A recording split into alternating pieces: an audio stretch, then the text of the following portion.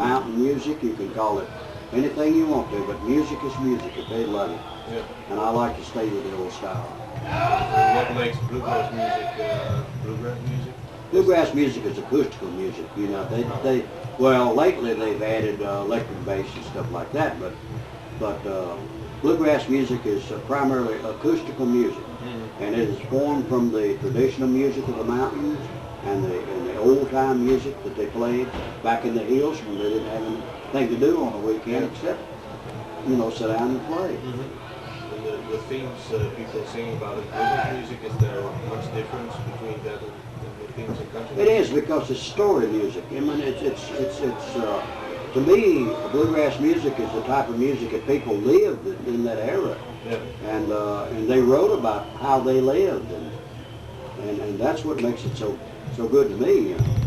I always like it because they changed the music in the 70s and late 70s. Start changing all the good written lyrics of music, you know, that told the stories, and they changed the way and used the one-liner, and it didn't make any sense to me.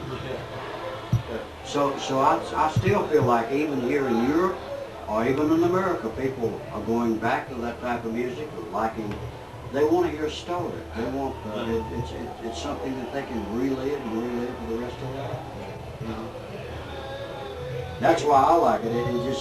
It's true to life, because a lot of people lived all those different songs that they wrote about. Yeah. And that type of song keeps on living in memory of people, and sure.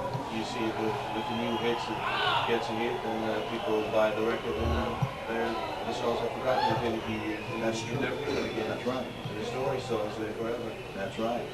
I feel sure that I might be overstating myself by saying this, but all the big popular songs from Nashville and the big country stars today are going back and making hits all over from the songs that were written at that particular time. Yeah. Because they have story. Yes. Well, thank you, Jimmy. It's very nice talking to you.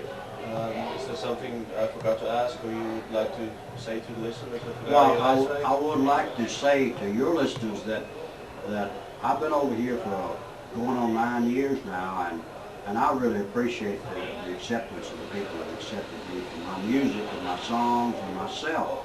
And it's always a thing that will come to you. I hope that I can continue to do so. We hope so too.